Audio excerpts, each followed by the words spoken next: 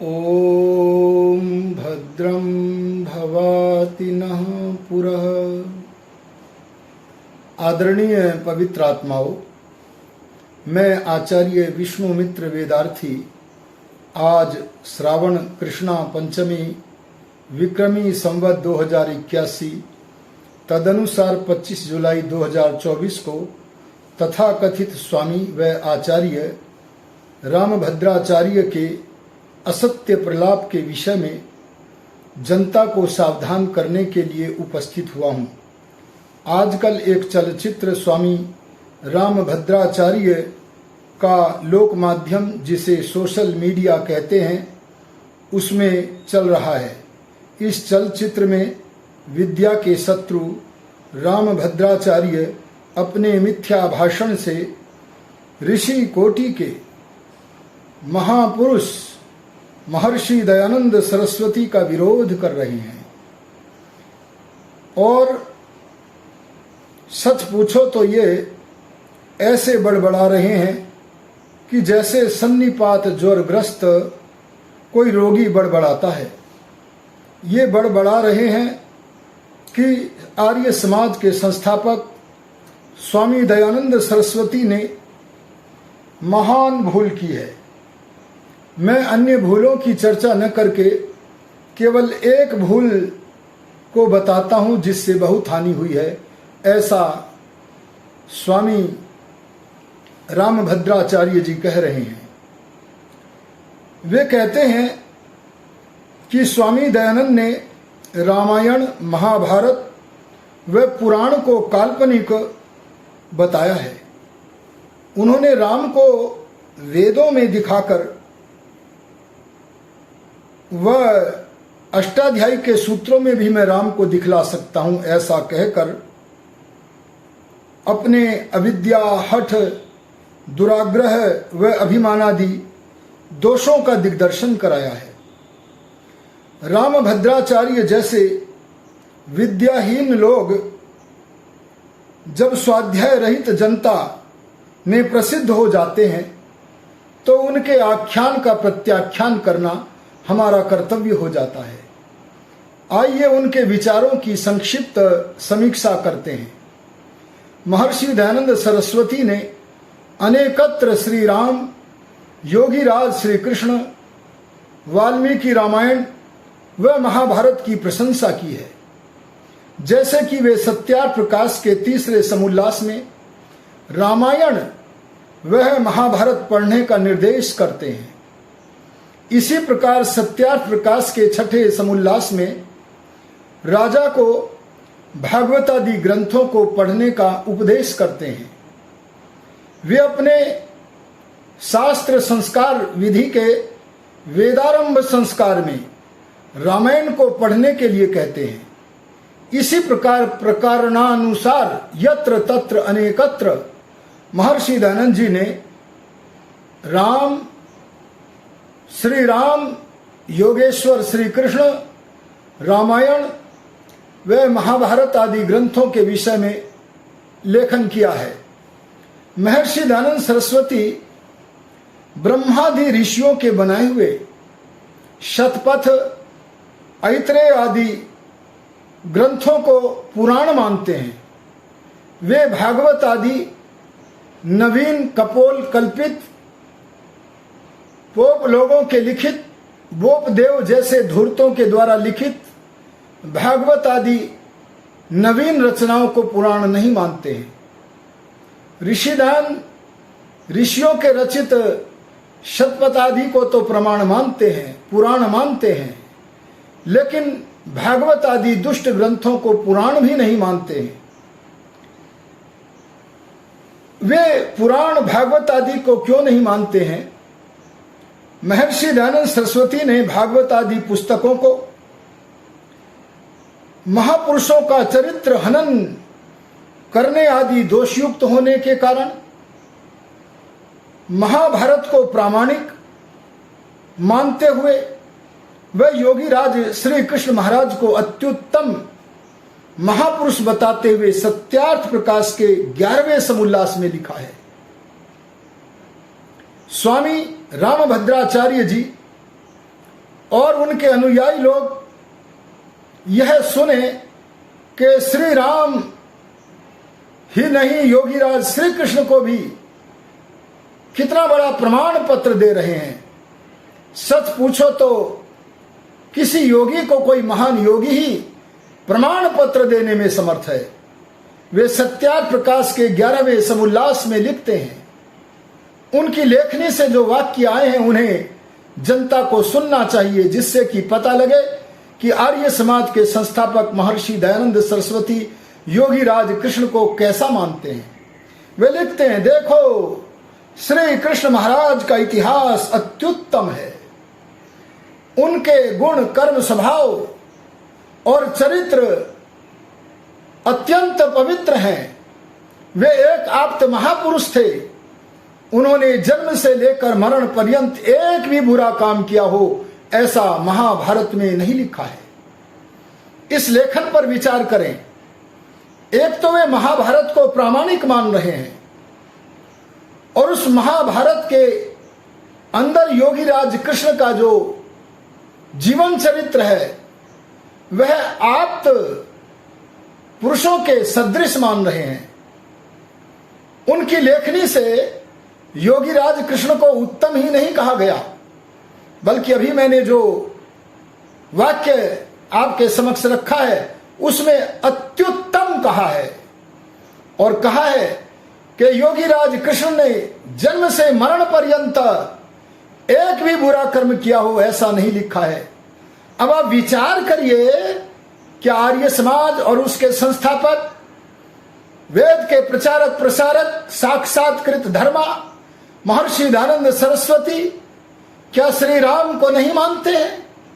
लेकिन जहां पर श्री कृष्ण जैसे लोगों की निंदा की गई है, उस भागवत आदि पुराण के विषय में ऋषि दयान क्या लिखते हैं, कृपया सत्यान्वेषी लोग इसे भी सुनने का प्रयत्न करें। वे लिखते हैं कि इस भागवत बनाने वाले ने अनुचित मनमाने दोष योगीराज कृष्ण पर लगाए हैं, जैसे कि दूध, दही, मक्खन आदि की चोरी और कुब्जा दासी के साथ समागम, पर स्त्रियों से रास मंडल, क्रीड़ा आदि मिथ्या दोष श्री कृष्ण जी पर लगाए हैं। इसको पढ़ा, सुना के अन्य मत वाले लोग श्री कृष्ण जी की बहुत सी निंदा करते हैं। जो यह भागवत न होता तो श्री कृष्ण जी के सदृश महात्माओं की झूठी निंदा क्यों कर होती।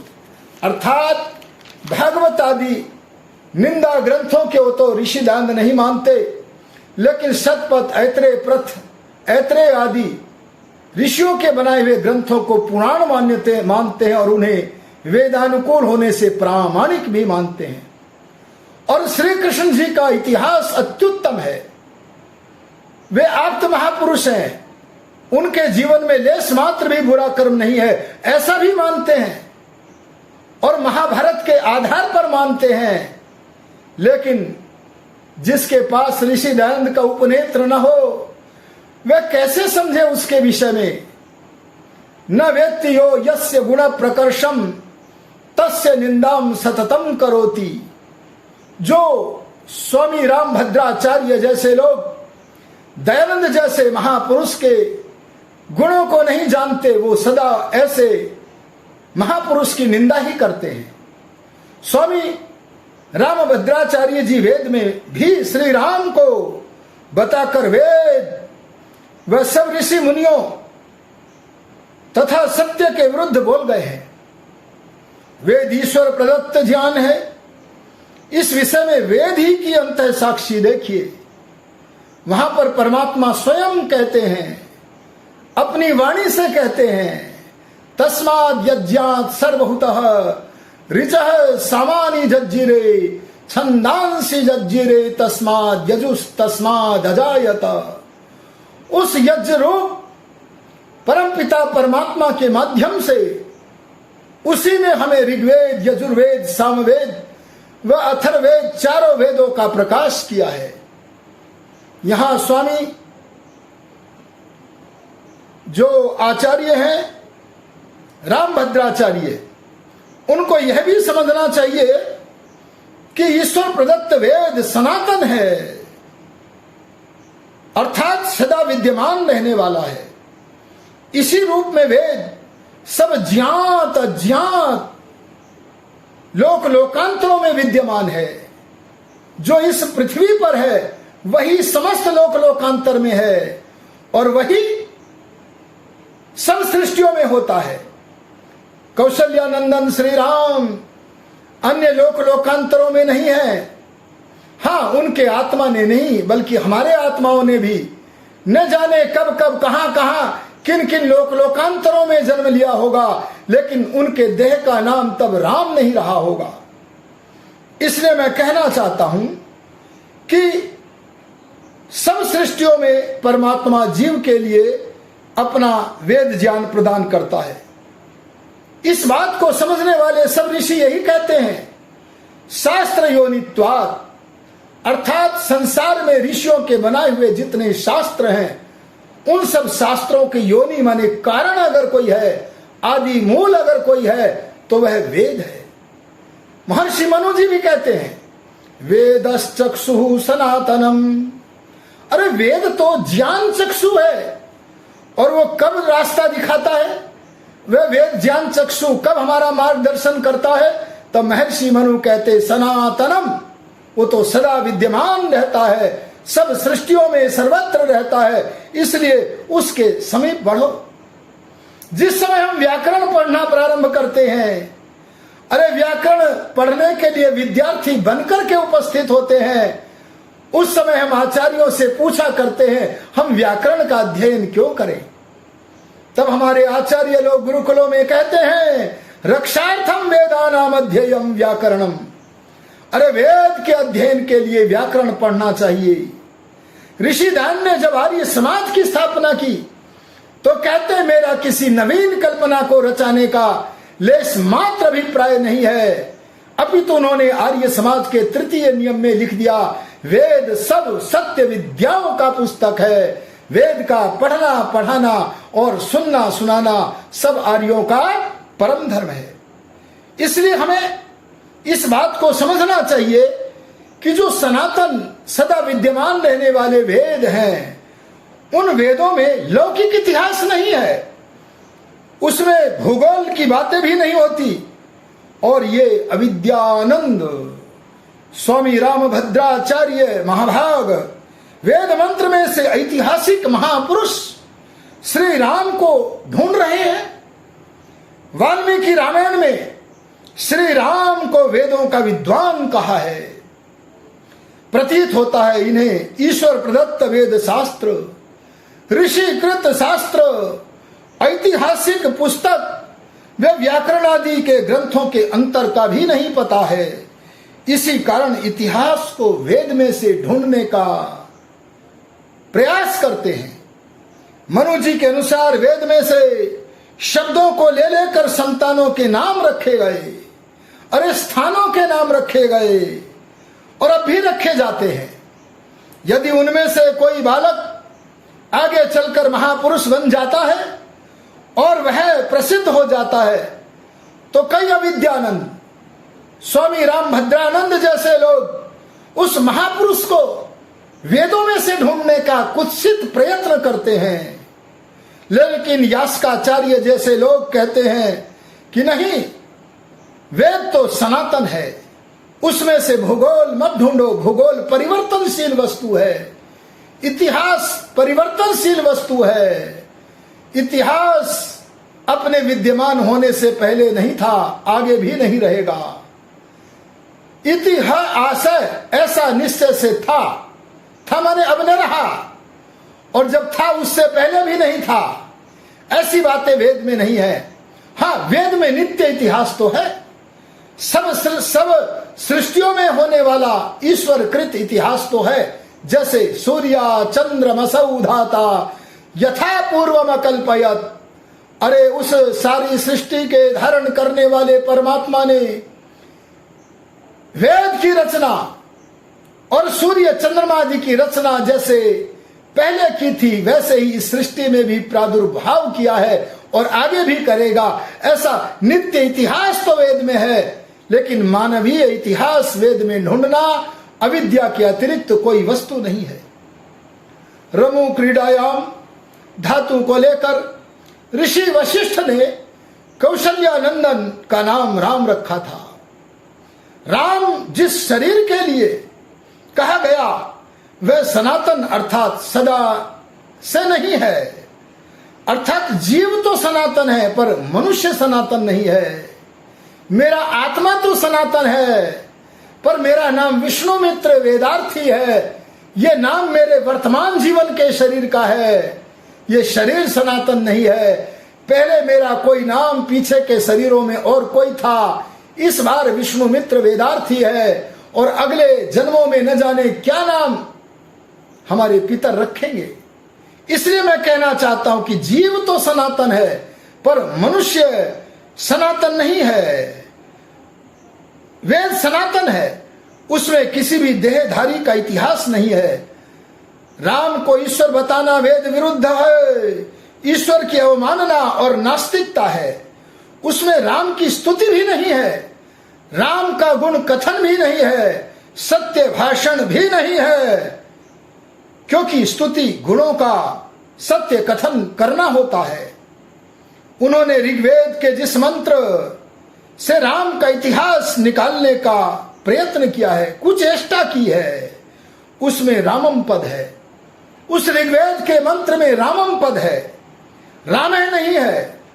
और ये नकली महाराज राम है, वह रामम के अंतर को भी प्रतीत होता है नहीं जानते, और अगर जानते हैं तो निश्चित रूप से धूर्त हैं या अज्ञानी भी हैं, धूर्त भी हैं। ये दोनों बातें हो सकती हैं। इस अंतर को न समझकर अर्थ का अनर्थ कर रहे हैं। ऐसे अज्ञानियों से वेद को दूर रखना चाहिए, जिससे कि ईश्वर प्रदत्त कल्याणी वाणी वेद पर प्रहार न कर सके। महाभारत के बाद बड़े बड़े लोग मर गए, मार दिए गए। तब इस धरा पर एक दयानंद रूपी कोयल बोली, और उस कोयल ने इस सूखे उद्यान में वेद का प्रचार प्रसार किया।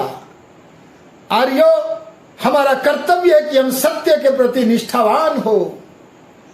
हम ऋषि दयानंद के ऋणी हैं।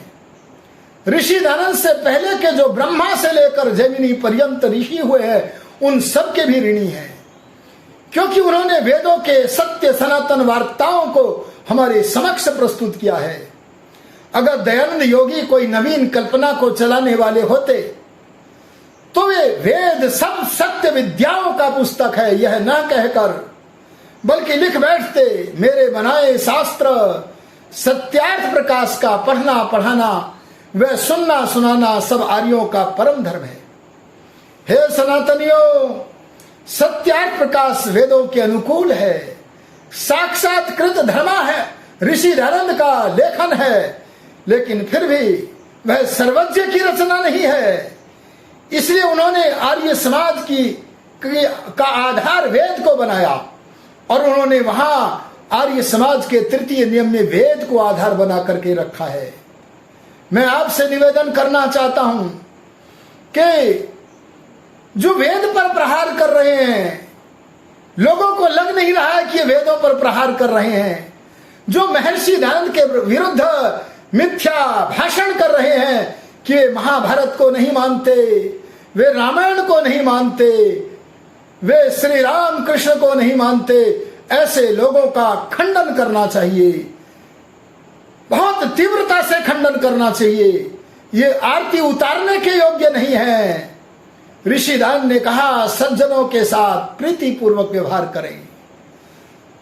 हमें प्रीतिपूर्वक व्यवहार करना आता है और करना भी चाहिए, लेकिन जो ऋषि कोटि के आत्मा के ऊपर, अरे उनके वैदिक विचारों के ऊपर प्रहार करे, अरे जो मिथ्या भाषण करे, जो जैसी बात है उसको वैसी न कहकर उल्टी करे, ऐसी निंदा करे, ऐसी निंदा करने वाले व्यक्ति को निंदनीय मानना चाहिए।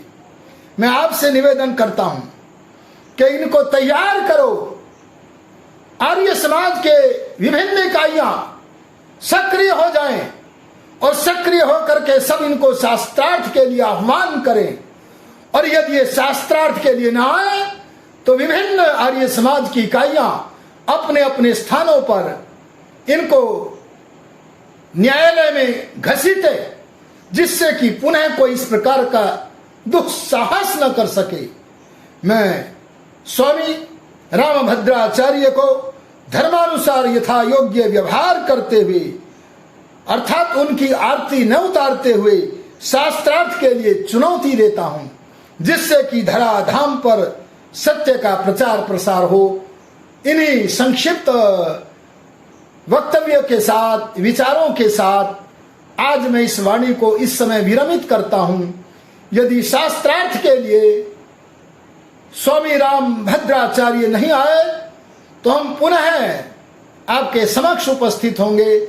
मैं कामना करूंगा कि आप हमारे इस लघु चलचित्र को यत्र तत्र सर्वत्र प्रचारित प्रसारित करें, जिससे कि यह वार्ता स्वामी रामभद्राचार्य के समीप पहुंचे और हम सर्वत्र सनातन का जय करें, महर्षि दयानंद का जय करें, आर्य समाज का विजय करें।